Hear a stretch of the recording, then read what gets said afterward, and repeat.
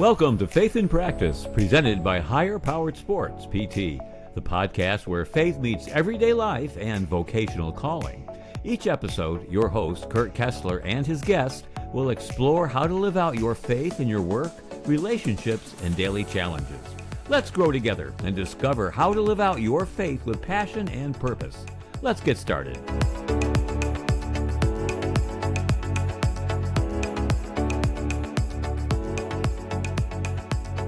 Hey there, everybody. Welcome back to another episode of Faith in Practice. Today is going to be a little different format here. I'm going to talk a little faith, a little Christmas, a little PT, and kind of just have some fun for this holiday episode. I mentioned on the Thanksgiving podcast that I know that holidays are not fun for everybody. There is a lot of hurt, there's loss, people have experienced heartache around the holidays, so I'm very sensitive to that. But for me, Christmas is, I would say, my second favorite holiday. If you listen to the Thanksgiving episode, you know how much I love Thanksgiving. For Christmas, I would say it's my second favorite, but part of it is because I really dislike how the meaning gets replaced by retail. Growing up with Christmas, my church used to do this thing where they would put together shoe boxes for a nursing home, and we would go and deliver the shoe boxes. We'd stay and talk to them a little bit. My dad would entertain all the folks that lived there, and then over the years, it kind of ended up. It was still through our church, but it ended up just really being our family and a family friend. Shout out Dave Lurch, and we would go to the nursing home and deliver them each year. And the thing about that, it was I would say most of my childhood, and we weren't allowed to open our gifts until after we delivered them to the nursing home. Sometimes that would be, later in the morning, sometimes in the afternoon. I always joke with my mom that we had to wait for our Christmas presents or wait for our birthday presents. Birthday presents one year were given a couple days late. And whenever I tell the story, the timeline ends up getting longer and longer. But I really do believe that my mom making us wait to open our gifts taught me two things. Taught me patience, because as a kid, Christmas Day, you just want to open your gifts. You're excited for it. You put things on your Christmas list, things that you wouldn't receive at other times of the year. And just having to be patient and opening those up. And the other thing that it really taught me is putting others first. And I will remember that tradition forever, and some of the lessons that I've taken from that over the years. In the past, I would say 10 years or so since I've been an adult, my family, my wife and kids, I'd say the past 10 years, even before we had kids, my wife and I would spend Christmas with my family. And I have a pretty small family, but my sister always hosted on Christmas. And my sister has all of the talents that I don't have. And she might be able to say the same thing for me, I don't know, but I can say definitely from my perspective, she has all the talents that I don't have. She's artistic, she's creative. She's had a number of different careers, and I think it's because she has a lot of abilities, and she's also very intelligent. Her skills and her love language are all just the opposite of me. For her, I would say that acts of service and gifts are her two strongest love languages, and both of which are usually on full display on Christmas. She used to get me tons of presents when she was in high school and I was little. She gets our kids presents even when we don't want anything or don't need anything. And then when she hosts something, you would think the queen was coming. Every birthday party for her kids is over the top. She pulls all-nighters getting ready for our small family Christmas breakfast and dinner. And like I said, for Christmas, I have a small family, but it was an absolutely huge meal. And usually my mom would roll her eyes and say it's too much or you don't need all this. But that's how she shows her love. That's how my sister shows her love. And it has been my favorite part of Christmas every year. And then as I get older, I recognize and appreciate the effort that she makes more and more. This year is going to be the first year that we haven't traveled back home for Christmas Eve or Christmas Day. In the past, we would spend probably a majority of those days, depending on work schedules and stuff. But this year, we're just doing a quick little trip up there before Christmas. And part of that is because my wife and I, we have a growing family. We want to make our own family traditions and family memories. And I was a bit apprehensive about it, but I'm committed to the long term with our immediate family. And, I'm not sure that we have a ton planned for Christmas, but my guess is that the first few years here might be a little less eventful until we establish some family traditions that we like.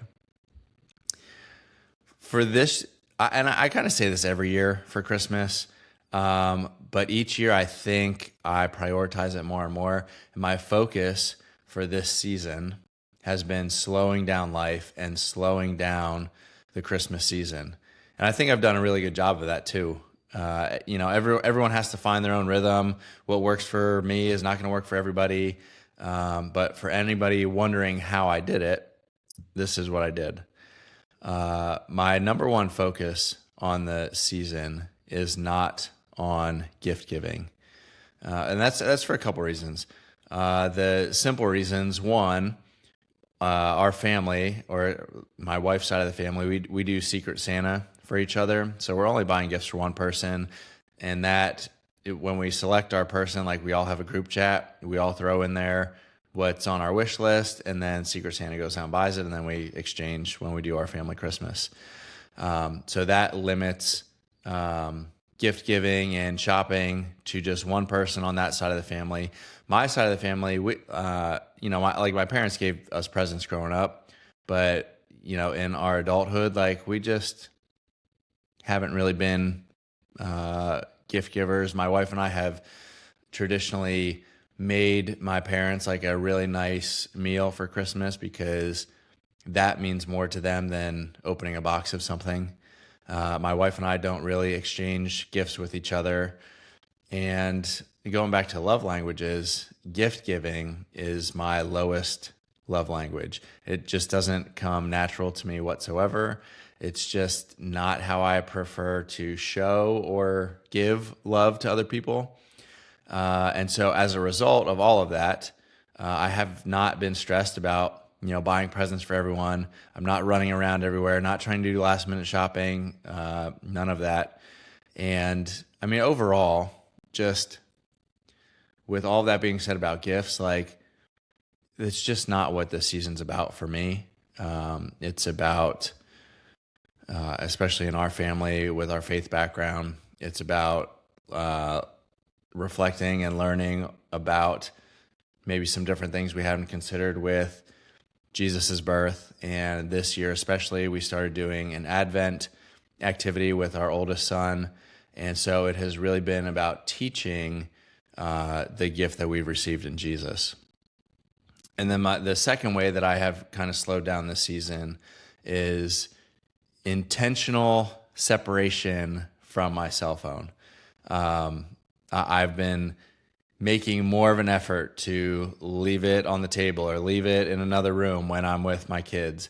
I've been making more of an effort to leave it on the table in the evenings unless I need it. I'm going to sound like an old man. Really, I'm going to sound like my dad, who is an old man.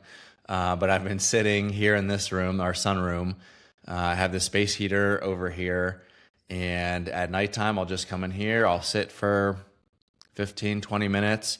And, it's dark in the backyard, but you can see our neighbor's Christmas lights next door. So it's just a little bit of quiet time in this room. And then recently here we got what is considered decent snow for this area. It's probably only 3 to 4 inches, but I say that because I grew up in an area where we got much more, and I went to undergrad in an area, Scranton, Pennsylvania, where we get way more than here. We usually end up getting rain. But we got some snow a few nights ago. And so I sat out here and I had the back porch light on so that I could see the snow coming down. And then, like I said, my neighbors' Christmas lights are in the background. And I just really tried to enjoy that. Anybody who knows me pretty well knows that like snow is one of my favorite things in life. And so it was just nice to sit here, watch the snow, and just kind of take in some of that Christmas time feeling. So yeah, for me, the combination of not running around, not prioritizing gift giving, and just trying to be more present creates this feeling of time slowing down. And, it's something that I will plan to do every year around Christmas time. And if I could find a way to implement that more year round, I think anybody who knows me, time is the thing that I value most, because it's the only thing that I feel like I'll ever run out of. I feel like, we can do a lot with the time that we've been given, but it never feels like we have enough time. So trying to slow it down is really a priority in my whole life, but especially around these special holidays, I've been trying to slow it down even more. It's time for Word Up. For Word Up today, I'm gonna go Luke chapter 2, verses 15 to 20. It reads, "When the angels had returned to heaven, the shepherds said to each other, 'Let's go to Bethlehem. Let's see this thing that has happened, which the Lord has told us about.' They hurried to the village and found Mary and Joseph, and there was the baby lying in the manger. After seeing him, the shepherds told everyone what had happened and what the angel had said to them about this child. All who heard the shepherd's story were astonished, but Mary kept all these things in her heart and thought about them often.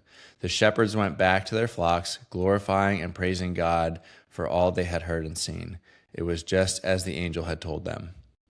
There are maybe three things I want to highlight here and how it pertains to kind of my outlook on this holiday season and what I've been trying to do in my own life. The first is that the shepherds stopped what they were doing. So, and I kind of equate this to what I've been trying to do at nighttime, sitting here in the sunroom, and just stop what I'm doing, just sit and be present. Then the shepherds go to Jesus. And I think as Christ followers, that is what we should be doing or trying to do at all times. But again, focusing here on Christmas, this is the birth of Jesus. This is that spirit being present, and just trying to stop what we're doing and go to Jesus. And then when they return from Jesus, they return changed and glorifying God, which, again, just in this time, trying to slow down. Yes, it's so that I can enjoy my family more. Yes, it's so that I can spend more time with my kids. Yes, it's so that life feels like it's a little bit more under control. But really returning from Jesus and taking that and glorifying God, that's what this season is about for me, and that's what I've been trying to work through, trying to be present with in this season. I kind of phrase it like presence before productivity. There's a lot that I could be getting done each night. There's a lot that I could be preparing content-wise for the business or whatever, but really trying to sacrifice some of that for just moments of being present. Stop what you're doing, be present with God, listen for God, be present with your family, go to Jesus, allow it to change your heart, not your Amazon cart. Capture what the season is really about. If you're not a believer, then just slow down time, and valuing something greater than gifts is a worthwhile practice for anybody, I believe. And if nothing else, it will at least help you savor the season. I'm going to finish the show. Something new that I'm going to be doing from time to time here is a little Ask Me Anything or AMA segment. So I had a couple people that I know, a couple friends, submit questions for this episode, Christmas themed. This is where we're going to get into a few different topics. And then in the future, I'm going to have a couple episodes that are 100% geared towards answering questions that people ask me. So if you would like to submit a question, you can do so on Instagram at hpsportspt, or you can find my email in the show notes. But I would love to be able to be a resource and answer any questions that you have, whether that's faith, whether that's life, whether that's PT, athletic training, sports medicine, sports and fitness, like whatever. Just that's why it's called Ask Me Anything. So the first question, shout out Logan Crow for submitting these. First question, what would be the biggest gift the PT world could give you this year? Thinking innovations or quality of life improvements amongst the profession. I'm going to go a couple ways here. One, for people to understand the importance and value in what I offer. I say that because I'm very convicted in what I'm doing and the way that I'm trying to help people. And I tell people I'm just the tiniest little fish in the giant ocean. So using this platform or others just to hopefully tell people the ways that I can offer, the things I can offer and the ways I can help. So for people to understand what I'm doing and why it's important would be a wonderful gift that the PT world could give me. Speaking for the profession of physical therapy in general, I think the easy answer there is better reimbursement from insurance companies to PT companies. This has been the issue all along. It has been an issue for years and years. About 10 years ago, the average reimbursement for a PT visit from the insurance companies to physical therapy companies for their services was about $140. That's now down to about $100 in some places. And that would help the profession in a number of ways. It would theoretically lessen the drive for volume in all of these PT clinics. It would allow PTs to make a better wage, which has not really improved much over the last 10, 20 years. And then the other, on the flip side of this is, yes, it would help the profession in a number of ways, but then businesses are still going to be businesses, and any business that prioritizes money is always going to be squeezing their PTs for productivity. So, in theory, better reimbursement rates would help, but part of the productivity standards are going to be based on whoever's in charge of a given company. And then for me personally, other than what I joked about earlier a little bit, I think the PT world could gift me clients that know what they want and need in my services. And I say that because the more people that know that they want what I offer, the easier it is for me to get them rolling and get them help, get them started. I will say sales and marketing skills are very underdeveloped for me because I've never had to use either of them until the past year. So the sales and marketing side is not my favorite part. I could ask the PT world to give me sales and marketing training, but it would be even easier if the people that wanted to work with me already knew that I could help them. Second question, what is your favorite Christmas movie? This one is super easy, and that is Home Alone. It never gets old for me. I like Home Alone 1 better than Home Alone 2, but I still like the second one. And then Elf would be up there for me. That's my wife's favorite Christmas movie, and so we've gotten used to watching that each year for Christmas. And I can't believe how long that movie has existed now because I feel like it just came out, but it's been like 20 years. And then number 3, last one today. What are one or two common practices you see amongst everyday people that go on the PT naughty list? Okay. Honestly, I could take about an hour on this one, and I do have some upcoming episodes that will expand upon some of these ideas. And even as I answer my first part here, I've done a podcast on this already. So my first one is going to be people investing real money into short-term fixes, whether that's massage guns, biofreeze, health gadgets, massages, and I need to clarify that I am not anti-massage. I'm not anti-massage therapist. I am very pro that, but the expectation is that, oh, I have this pain only because I have a couple tight muscles and a massage therapist is going to make that feel better. And it does in the short term, but those muscles are just going to go back to doing the same thing and feeling the same way unless what's causing that is addressed. And usually that's found somewhere in strength training. So I think it really drives me nuts when people are just like throwing actual money at things that they believe are going to be the fix for them because they think it's the long-term fix, but really those things are only ever designed to be a short-term fix. So that's one thing. And then the second thing,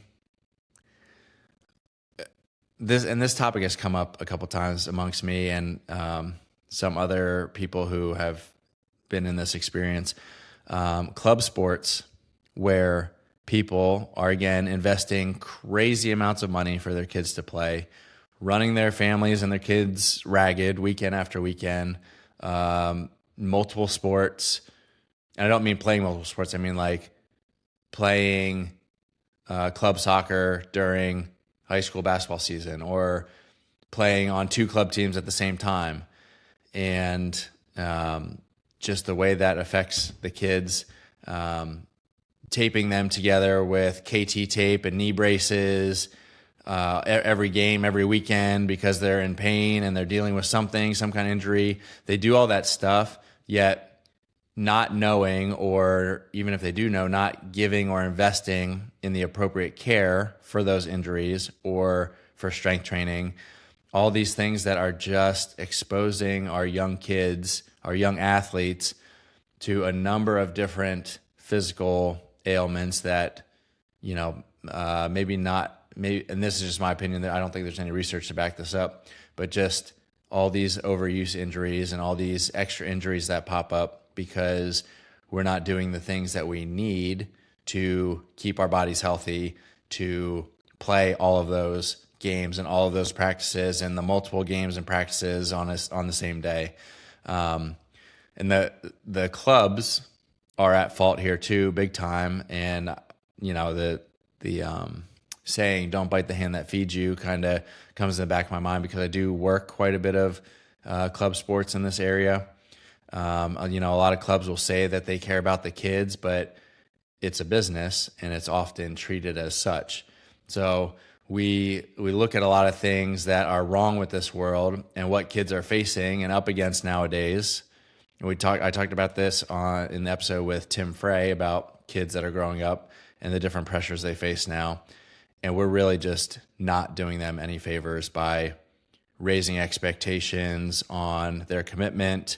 Again, the frame of reference I have here is just,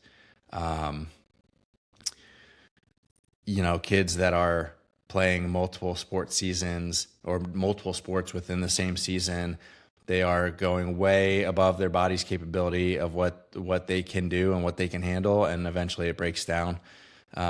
So this is one of my most passionate areas right now. So a lot of the content that I'm putting out or will be putting out will be geared towards this because there's just such an opportunity for people like myself and other physical therapists to really help this population, because I just don't think that there's enough information out there for parents. So just a little summary there. People investing in, people believing that short-term fixes are going to be the long-term answer, and then the whole thing of club sports and the ways that is kind of changing physically what athletes are required to be able to handle, and then just not having enough information for parents and for the kids to really stay ahead of some of these injuries.